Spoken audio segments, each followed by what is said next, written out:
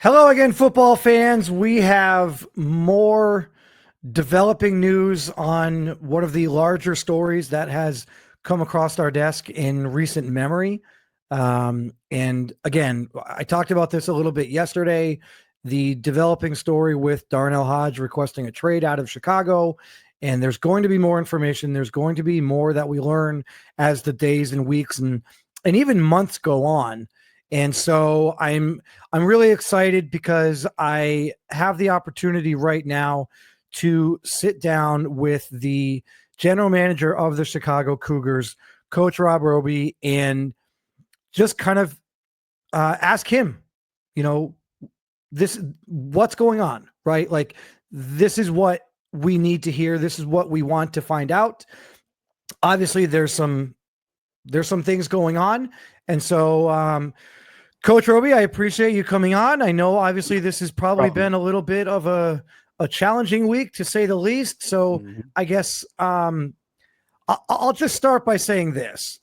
Yeah. I talked about this a little bit yesterday, and for me, and you can agree or disagree, I feel like this all kind of started like mid-season last year. I feel like from that game that we had against each other that kind of went off the rails a little bit for you to, emotions or tempers kind of boiling over and then ultimately leading to your departure and then arrival again and the trades that were made. I just kind of feel like things have never been 100% level since about the midpoint of last season. Would you agree with that? Would you disagree? Would you say that there's something else that maybe we don't know?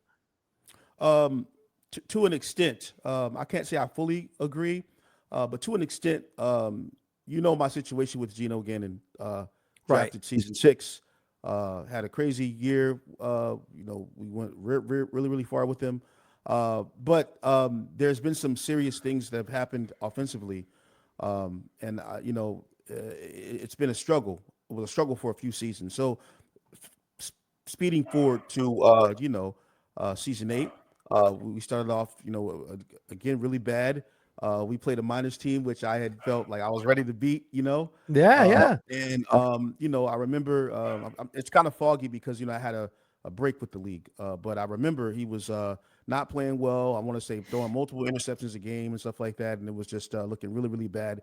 And it was very frustrating. And so I did watch your segment about us benching him. And but I don't think that my decision in that situation to bench him affected my locker room at all, which I'll get into. I'll let you ask the question, but I'll get into that, because that's a big thing in the story as well, the locker room, right? So right. I do agree with you a little bit. I think the benching situation was probably taken way further than it really needed to. If memory serves, again, this was about a year ago now, but if memory serves, I believe the score of that game at halftime was like 31-10 or something. So you were the home team, I believe, and you had the ability to pull your starting quarterback at halftime, and you did, right? Like, for as much as my locker room and maybe even myself at the time may have given you a lot of heat for it. I think ultimately your defense was justified because the last thing you want to do is go out there in the second half and have the guy get injured. So I completely understand in a game that you don't feel you're going to be able to come back and win, right? Giving the guy a break and letting him, not risk any kind of injury. So I do think you got a little bit of a bad rep in that whole situation, but I do kind of feel like that's kind of where things started to go a little bit sideways. So, Chris, if you guys, if they never had a 90+ overall 22-year-old on the field who you traded multiple pieces up to get that you probably shouldn't have anyway, but you traded pieces to get him.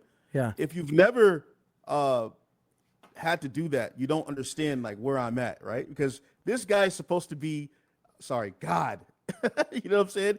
And he wasn't that for the Chicago Cougars, it's unfortunate with how that unraveled, but I'll stop there. Yeah. Well, to that point, there's not many teams in the league that have that, right? Like there's only a handful of teams that have a quarterback that is even in the 90s to begin with, much less Right. in the 90s and under the age of 26, right? So Correct. I think it's difficult for you for sure, but I think you bring up a good point in that the expectations were there, but the performance wasn't there. And so let's get back to kind of a little bit of the timeline. So you come back and now you're back at the helm in the off season, and there's a move made. The Markel Wilcox move, get it? Probably not going to be similar to Geno Gannon, not going to be able to afford him, aging player, getting rid of the salary, wanting to get younger. All of it makes sense. Well, with that, the move with Wilcox is just simple. Wilcox was very quiet in our secondary, and I don't think he had any picks in quite a few seasons, maybe one or two. He he's not on any awards list or anything like that. Despite him being a high overall, he was a user who just left. He's in college now and everything, but so he can't progress and get any better than he is. And it was just like we got Brian Brown and we got CP. So it was like I'm trying to trade, a piece here to get something that's going to benefit me because aside from Markel Wilcox's great season when he had 6 picks in a game or whatever, season 4 or whatever it was, season 5, in my opinion, he really did nothing for the Chicago Cougars. He was just in the secondary, and we can admit that we got burned a lot with him back there because he wasn't getting here to here. He wasn't in on plays. So you got to put these things into perspective, man. Right. Well, and it's further to your point that you mentioned earlier about if you've never been in the situation of having a 92 young quarterback, it's really, if you've never been in the situation, stop sentence, period, next sentence, right? Because, it's very easy for the outside community to criticize me or criticize you or criticize other coaches for things that we might do, but they don't realize all the things that are going on behind the scenes. So it is challenging at times because we do find ourselves, I know I do, and I'm sure you do, and you probably are right now, finding yourselves defending situations that you make when you're being criticized by people who don't understand what led to the decisions, right? And that's ultimately frustrating. Yeah. Everything is just moment to moment here with fans. Like, I talk to the commissioner a lot, and he has to kind of break things down for me because you and I, we operate like normal people in this world. And then you have like these fanatics, right? They're moment to moment. They don't remember what happened to you when you came into the league, Dunn. They don't remember what you came from to get to where you are now, right? They only know that, Dunn is the minors coach now.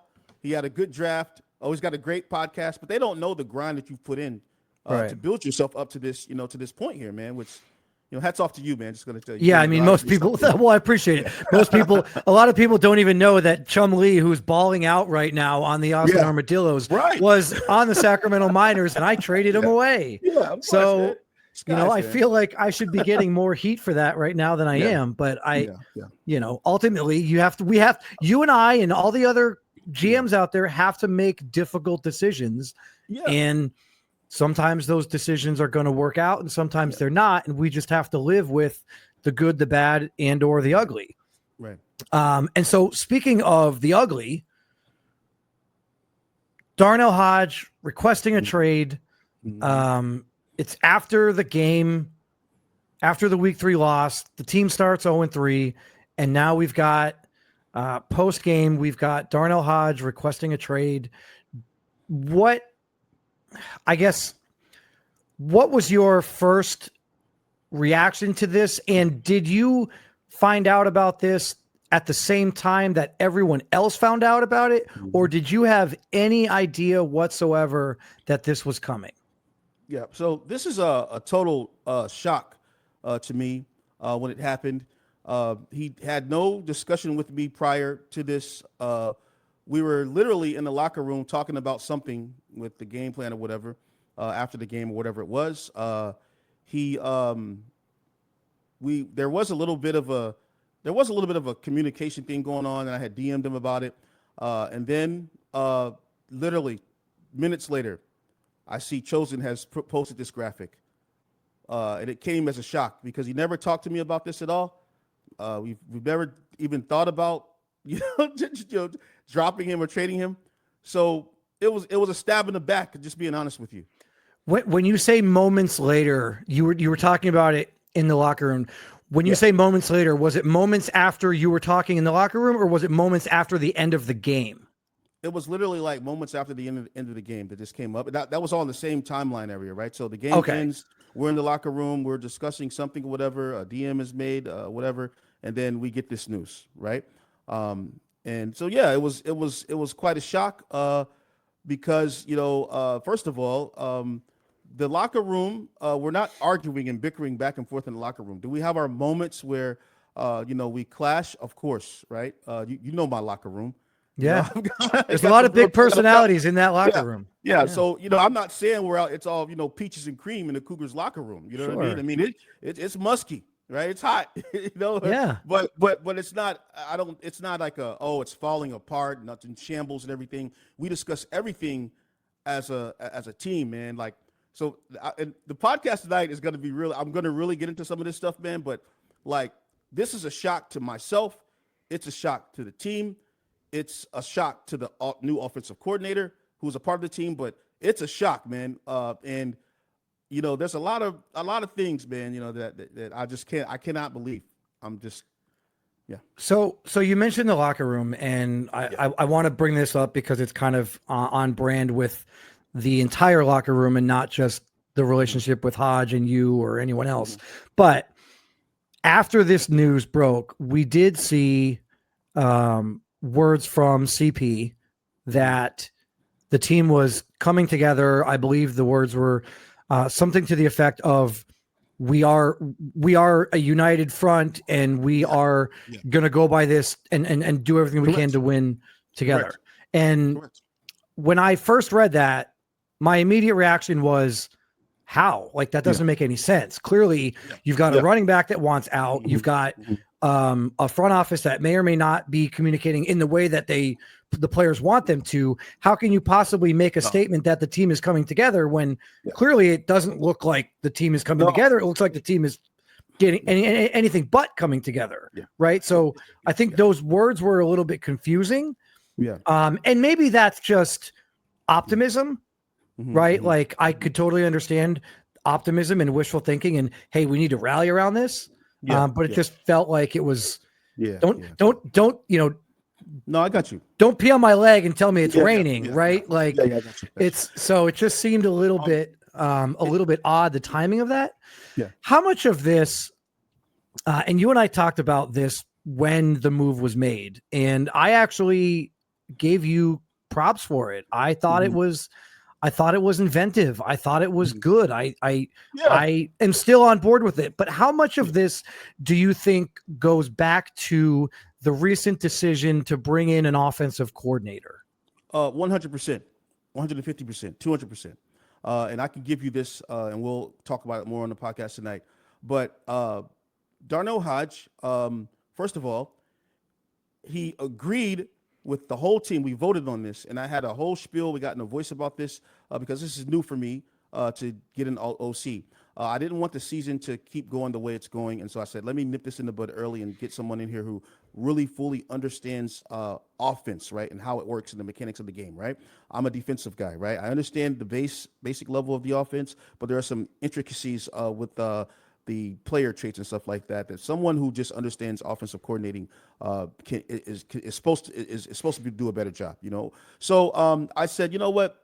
Since I've been scratching my head with Gino for a couple of seasons now, he's out of here. I've got McCall. That situation is crazy. Let me get some help in here with somebody who knows. Okay. Well, the issue, I voted. Everybody in the locker room were for it. CP, brought it up. Hodge, Honcho, all of them, Austin, all of them, right? They were like, yeah, let's go for it, right? We got into the call. We had our conversation about it because I had some, skepticism about this because, I've got my own, way. I like it. I like things my way. And now I got some guy going to be coming and telling me this and that. So I told them, I don't want any of that funny stuff. And I can't say the words I really said, Sure. I don't want that funny stuff. Remember whose team this is and who's in control, who's running the show. They all were cool with it, right? Hodge was in the call, agreeing. In fact, he's the OC's biggest supporter, right? Well, along the way, he must have had some dark moments. He's seeing red and black in his head because he all of a sudden decides that he no longer likes the OC's game plan. He doesn't think we should bench McCall, even though he was one of the people who was saying we should bench McCall, right?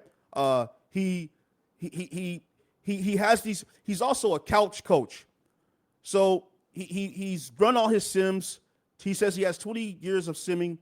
He wants more power. He wants to tell me about the offense and all this other stuff, right? Well, the thing is that Hodge, first of all, he's never really communicated that to me in a serious way, that he wants to take the league serious.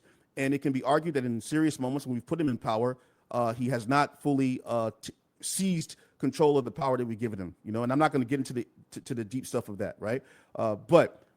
So I'm not taking him serious. I'm not taking my running back serious who's submitting me running back playbooks centered around himself.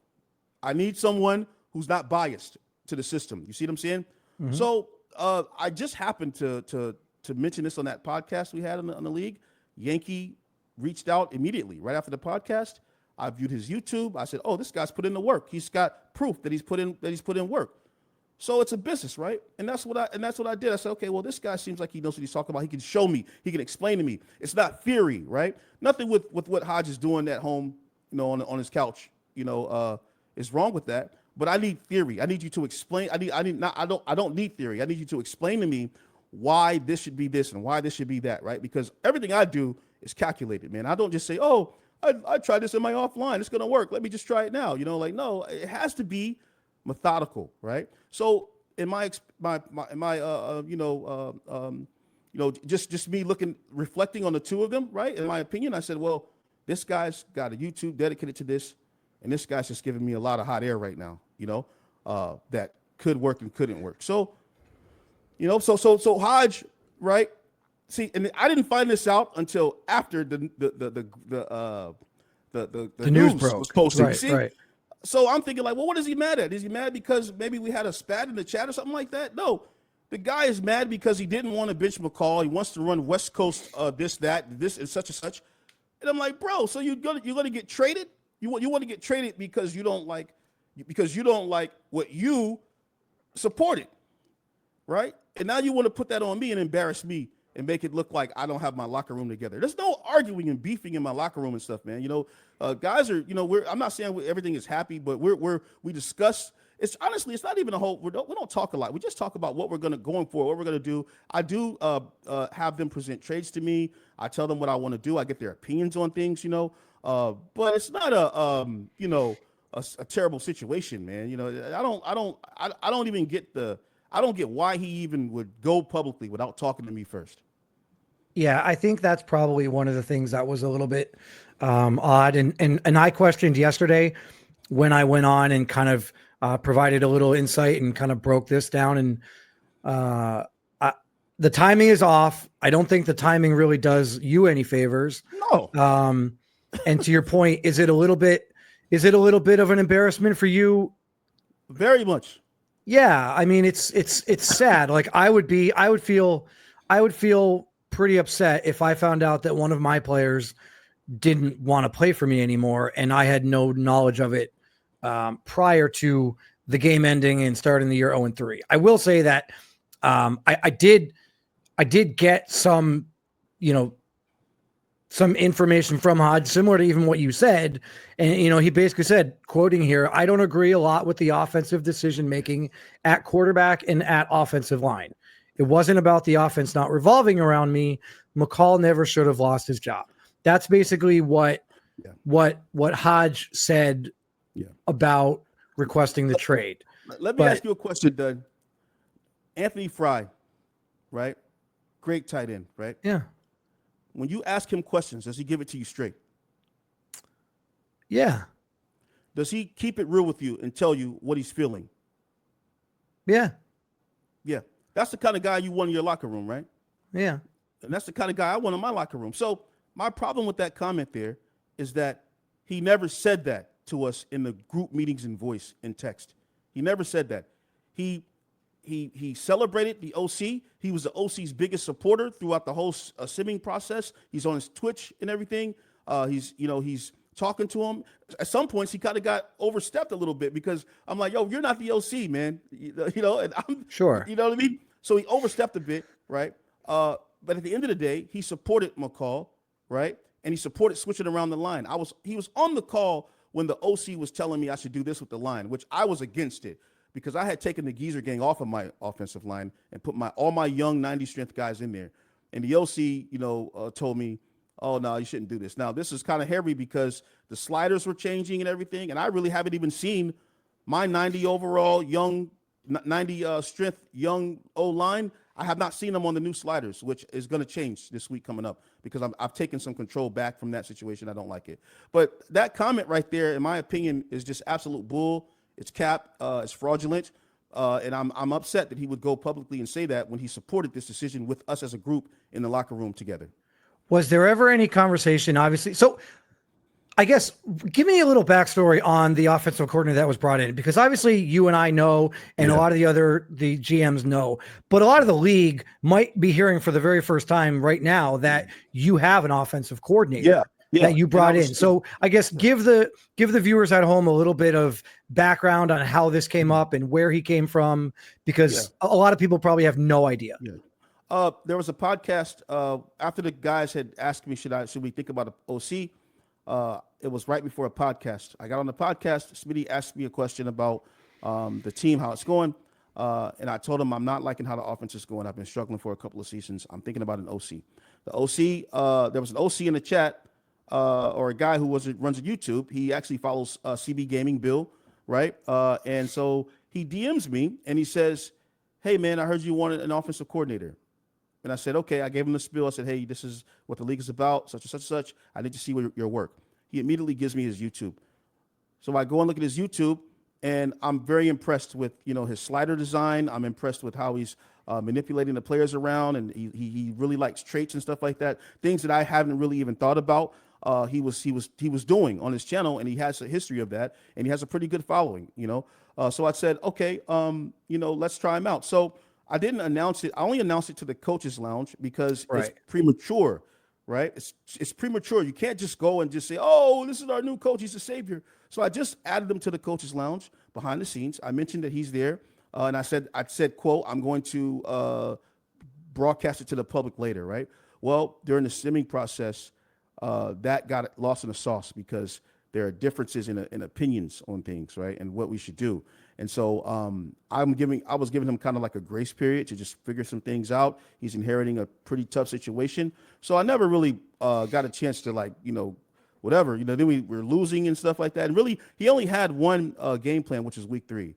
So he hasn't had a chance really to, really put all his stuff together because, I had was trying to give McCall. See, there's so much. That's not on a podcast, man. We'll get into it, but McCall was supposed to be in the game for 4 to 5 weeks. I made an ultimatum with Smitty and the team, and I said, look, if we're 0-4, 0-5, under 500, McCall comes out. Well, the coordinator comes on right in week 2, and he hates McCall. He likes Legger, and the guys, including Hodge, were like, okay, let's maybe sit McCall and let's go with Legger, or even the Ramos thing, which it's complicated. It's complicated, Dunn, man. It's a lot to this, man. But this is not Mix the Tyrant, telling everyone what we're going to do. No, this is me having conversations with the guys. Like, guys, if we do this as a team. It comes back on all of us, not just me. So, you since you just brought it up. Yeah. I want to kind of dive a little bit deeper into it because I did talk about this yesterday. Yeah. You've got 4 QBs on your active roster. Yeah. And at the beginning of the year, you came back and McCall was already there, right? Obviously, the Cougars weren't going to be able to re-sign Geno Gannon. Yeah. The trade was made. You got some good draft capital. You got a young quarterback. Seems like okay. Yeah. Then after the Markel Wilcox trade, you make the move to bring in Ramos, and it wasn't 24 hours after that trade was finalized that you actually came out and said there's a quarterback competition, and that was prior to even hiring the offensive coordinator, right? So you made it clear. You made it clear that there was a competition at quarterback. I think the irony here and where a lot of people are kind of thrown is myself, and I assume the general population thought that the quarterback competition was between McCall and Ramos. So to find out in week 3 that Ramos isn't, and going back to last week, I actually said on Miners Live, I did a segment on this situation, and I said, if the Cougars get to 0-4, I could envision a scenario, because when I look at your schedule, right, and I look at week 5, right, like let me pull up, I had it right here the other day. Your week 5 game is against the Bisons. I said last week on Miners Live, even if the Cougars are 0-4, they're going to have a dilemma. They're either going to want to start McCall because he's going to be able to beat the Bisons, and then they won't be 0-5, or you bench McCall and give Ramos an opportunity, because you could probably still beat the Bisons even with Ramos. And then at least you get a chance to see what Ramos can do. But all of that kind of got thrown out the window because it wasn't Ramos. It was Legger. You know what it was? You know what it was? It was sliders. Look, man, we're testing with McCall in preseason week 1 and preseason week 3 against preseason week 1 was the Lumberjacks. Preseason week 3 was against the Explorers. I tested over 100 games done. You know what I'm saying? And McCall was looking very bad on those sliders that he had, the previous ones, right? Terrible, right? So we said, all right, we started working with Legger. Well, we liked Legger. Legger was taking off and everything, right? But he also was having some issues with the accuracies and stuff like that. You know what I mean? So I was like, you know what? He's doing this running stuff. He seems kind of frantic. Maybe we need to go and get us more of a pocket quarterback with a big throw arm. Ramos has 94 throw power, right? So we said, okay, let's just try to see if we can test with this guy. So I just traded to test him out to see if I could put pressure. Well, the issue is that Ramos was not looking good on the previous sliders, you see? But the league moves so fast, right? And we didn't have any chance to any time to change anything. So when we get to week 1 and it's like, these are the sliders. You know? So I mean, there was there was the overall difficulty change. Then there was individual sliders changing. Like it's tough, and everyone, there's no advantage or disadvantage really for anyone, because we all kind of have to go with the flow. Right. But I'm with you. I was panicking a bit, and I was like, I can't just put Ramos, and I haven't had a proper time to test him on the actual sliders. So he kind of got lost in the sauce, right? And I'm fine with that. I'm fine, because we didn't trade anything significant for him, in my opinion. You know what I'm saying? In my opinion, we got the first rounder, right? Which we got 3 first rounders. You know what I mean? I got rid of Wilcox, whatever. I get it, but at the same time, like he wasn't really doing much for us. Respect to Wilcox, but he wasn't doing what I wanted him to do as a free safety on my team. So it was fine. And then on that, we get a chance to get a young quarterback, right, who has more throw power than anybody on my team right now.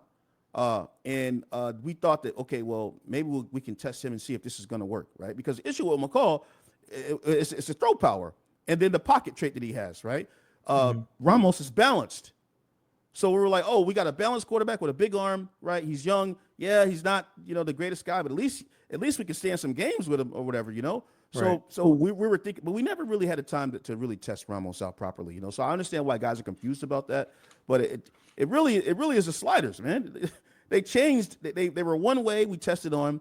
They changed 3/4 the way through. They became terrible, right? And then we lost some games behind them. And then they get fixed, right? And we still lost the game behind the new ones, but still, it just was a timing thing, man. It wasn't anything like, So you're staring down an 0-3 start. Yeah.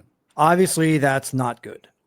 The silver lining here, I guess, right? If you have to find a silver lining, all 3 of those games were 1 possession. At the end of the day, you were a play here or a play there away from potentially winning that game. Yeah. Right. So, obviously things can change. Plus, not to mention the fact that in those first 3 games, you played the same team twice. Yeah. Right. So you've only really played against 2 RFL teams. Right. So it's a small sample size. The sliders have been changing, and you just kind of have to go with the flow. Now you've got a running back that wants out, a DB that says things are fine, but doesn't really look like things are fine. You've got a new offensive coordinator coming in. Where do you go from here? Like, how do you right this ship, and what needs to be done for this to become a non-factor, non-issue, and become a distant memory for everyone? Well, for me, it's already, it's handled, right? The first thing is that something that I did that I have never done before is I went against my own intuition because I wanted to appease my team. And that can backfire on you, and it's backfired very much for me. Love the guys. I like hearing from them, but I have to get more control of my team for myself and figure it out, like I've been doing. And so, I put a message out after the third loss and after the whole thing with Hodge. And I just told the guys, like, look, there are some things I didn't like about the game plan last week.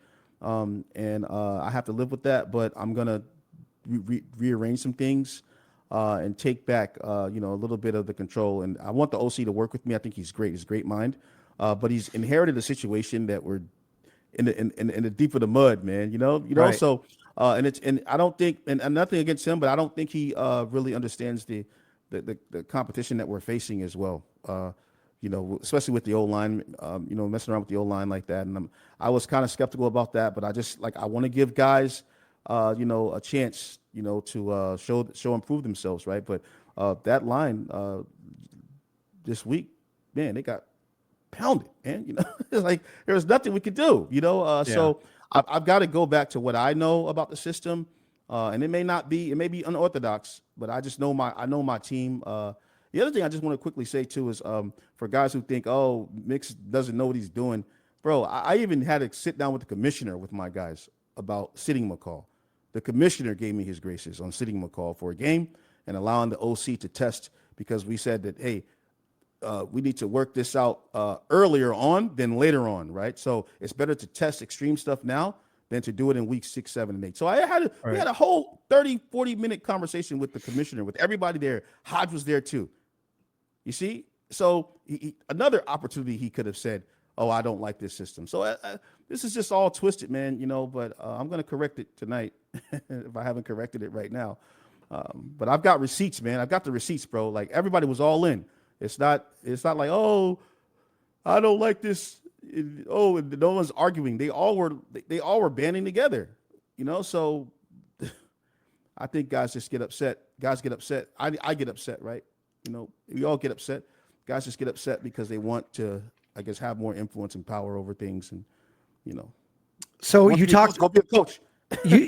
Well, yeah, and that's a great point. Listen, I mean, guys out there, if you have strong opinions about things that other GMs are doing, then start doing. If you're not already, most of you, I'm sure, are. But oddly enough, I found that a lot of the community doesn't even have the game. Which I think is weird. Like, you can't, I feel like, you don't, I'm never going to name anyone specifically, but if you don't even have the game, like, you kind of don't have any credibility when it comes to commenting on things that are happening. But if you do think that you would like the idea and welcome the idea of maybe being a coach, then reach out. Like, we're all for it. There's 32 teams in the league, and there's only probably 1/3 are actual user GMs. And in a perfect world, I know Rob and I would both love to have 32 user coaches. I think it would make the league a lot better. Of course. But Rob, I want to touch on one point, because you've talked a lot about the offensive line, and we'll kind of wrap things up a little bit here, but you talk a lot about the offensive line, and I believe you said something earlier about not wanting to go with like the old heads, right? Like, the Geezer gang. Yeah. What'd you say? The Geezer gang. The Geezer gang, right? That's what you call them, the Geezer gang. Yeah. So I assume that the Geezer gang is Sean Hayden, Cole Madavi, Ray Parra, right? Like, these are all guys that are over 30. Yeah, over right. 30. So now Hayden is out of there though, because Hayden has a 90 strength. But if you look at Madavi, you look at Parra, 79 strength guys. Like it's crazy. It's D'Angelo Farrell. He's a Farrell, 80. Yes. He's the one that was getting smoked. He was getting smoked this previous week, and I took him off. And the OC wanted to put him back on. So, look, bro. So when you talk about younger guys, younger guys with strength, like obviously Kenny Blackwell was your second round draft pick. Yeah. So I assume he's getting regular playing time. Yeah. So in my system that I've been trying for preseason, it was Hayden at left tackle. I had it's just Caleb Bright at the left guard. I did have Blackwell at center, right? Because of his athleticism. Then I had Thorne, and then the fourth was Sidney. All those guys, except for Blackwell, are 90 strength and above, right? And under the age of 30. And under the age of 30. And that was looking really good. Bro, we tested against the Explorers in preseason week 3, and Bill will tell you, bro, we were actually beating Bill's team, and Hodge was looking amazing in that. And there were some games where the Explorers got up on us, right? Because then Bill started doing his tweaking and everything. So then it was like, whoa, boy. But we were holding our own in a few playbooks against the Explorers. Me and Bill ran 40 sims, right, together. Yeah, bro, it's a combination of the sliders, and just the moment, bro, and I just haven't had a chance because we can't test anymore, man, so it's it seems all over the place, and it seems like we're in disarray, but we're getting it there, bro. I believe that this team can win games, man. And look, we're not even losing. We haven't lost by more than 5, man, so. Right. It's difficult too, because of the ability to switch playbooks every week and the inability to test midweek. Yeah, you're going to have weeks where you haven't had this yet, but I'm sure you will. You're going to have weeks where you blow one team out one week, and then the next week you get blown out by the next. Yeah. And you're like, well, what about the playbook? Maybe I should tweak the playbook. Then you tweak the playbook, and it's like, and now you're kind of, you're like a dog chasing your own tail here a little bit. So yeah, I got you. Well, Rob, I appreciate the time. I know this is obviously not an easy situation. I know that you're going to have more about it later tonight. So, for those of you, sarcastic way. For those of you that are around tonight, be sure to tune in to the RFL podcast. There will be some great information. There might even be some more insight that you didn't get here. I guess I'll get you out of here on this last question, and I think this is probably the burning question here. Yeah. Are you going to trade him? Look, man, the guys need to understand. They need to read the RFL rules, man. We did a lot to get Hodge. He is, like you say, he could be a top 3 back easily, right?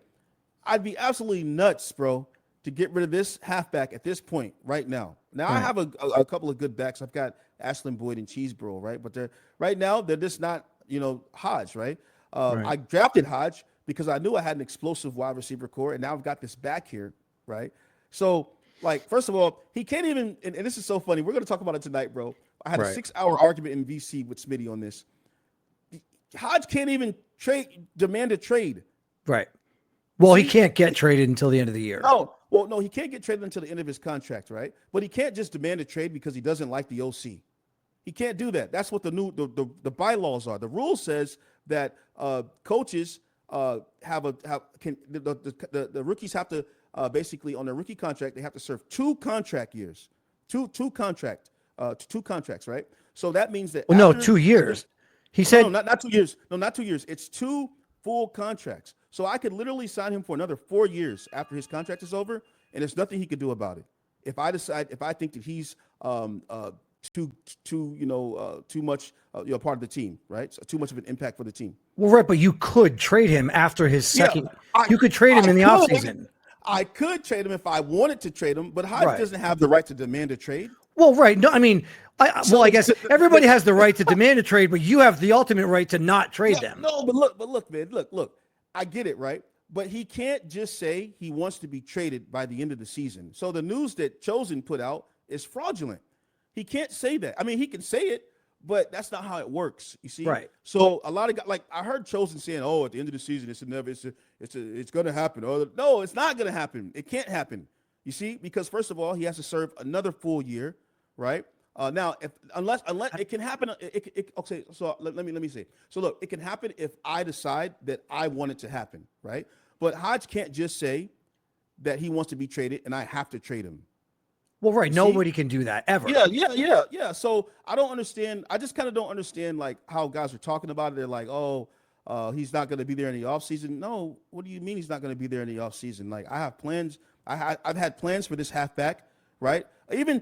Even said I thought about getting all old linemen. You know what I mean? In the draft, right? Like, bro, it's so deep. This is so deep, and it's like the fake news stuff, man. It's just like it's killing me, man. You know, but I don't know. I get look, everyone has their own opinion on it, so it's fine, you know. But yeah. Yeah. So for people that are wondering, because there was some discussion about this yesterday and probably even the day before.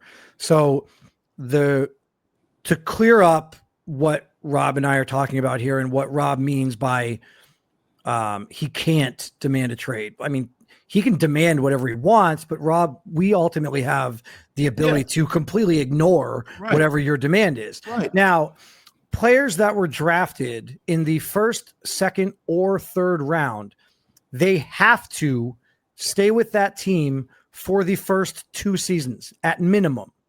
They can't, even if Rob wanted to trade Hodge right now in the middle of this season, he cannot do it because it's year 2. So at minimum, Hodge has to be on this team until the end of the year. Then at which point, because he was a first-round pick, he can then be traded if Rob so chooses. There's no player that can just say, you're trading me. Like, that's not how it works. If you want that, force my hand. Yeah, like if you want that authority, then apply to be a GM, right? We'd love to have you as a GM. And then if you were drafted outside of the first 3 rounds, you can be traded after year 1. So basically, if you're drafted round 1, 2, or 3, you have to be on your team for 2 years. If you're drafted 4, 5, 6, or 7, you can be traded after year 1. And that's just the way that it is. That's the rule. That's how it's written. That has been confirmed as of this morning. That has been confirmed the rule. So, and I don't want to break hearts, Dunn, but like honestly, it's possible that Hodge serves 9 years as the Cougars. Well, sure. And honestly, and I could, if I wanted to, I could ride him away on the bench. But there's also a chance that you serve 0 more years as the GM of the Cougars, right? I mean, if that's the case, right? It's so funny, man. But no, you're exactly right. That's how the rule is. But the reason why this is so ironic, and I know the guys are probably laughing at this right now because you weren't there. There was a 4-hour argument between me and Smitty in General VC, where I was trying to defend the players, and I was saying players should have the right, if they don't like the situation with the team, to trade, right? I was telling them that, right? Well, the issue is that Smitty was saying, no, these guys are not mature enough to make the correct decisions. And boy, oh boy, he was right. Because Hodge, what he's done now is he's taken something so petty, which he supported, right? And now he's turned it upside down on me now, you see, because now, it's like, bro, you're trying to leave because of what? Because of something that you voted for? Because of something you wanted? Because of something you worked with us on? And now you don't like it because, you got eight less carries, and now you want to leave my team when I just drafted you? You see? So he's actually taken that rule and actually made an example of why Smitty is not letting guys move around like that. And so, belt for Hodge. You guys blame him. He's the martyr that failed for you because that's not happening. It's not happening. And look, I can't even get enough for Hodge right now. I have to get a first rounder for Hodge. I have 3. I cannot get enough for Hodge this season. Well, you can't get another. You can't get another one. You'd have to get a first rounder. Exactly. In the previous. So you think I'm going to get rid of my feature back and get something for the future? No, I'm not doing that. So especially when I got 3 picks coming up, bro. Right. And I could get some. I could get some studs, especially if we're going the way we're going. Can you imagine if we don't do as well? And the kind of power that I have now with three picks, that could change my team altogether. You think I'm going to get rid of the biggest piece, one of the biggest pieces, which is Darnell Hodge in the backfield? No. Yeah, I mean, I said this yesterday. I think the only trade scenario that makes sense for me, if I were you, were to upgrade positions on your active roster already. I don't think it makes sense for a draft pick for a couple reasons. One, who's going to give me a lineman? No one. You already have 3 first-round picks next year, and I said this. I don't know if a lot of teams out there are going to want to give up their first-round pick for a running back when they could just draft a running back and develop them on their own. What's that? Bo Sanders is coming. Well, see, I mean, then you got a whole nother. Then we're gonna be one-on-one with Dunn again. Yeah. 12 months from now, trying to break that whole situation down. Rob, I really do appreciate the time. I know that this has been difficult, and I appreciate you sitting down for this one-on-one opportunity. I know a lot of times people don't get the chance to clear the air, and it's nice when you have that ability to kind of sit down in a forum like this and let your opinion be heard and get your side of the story out there.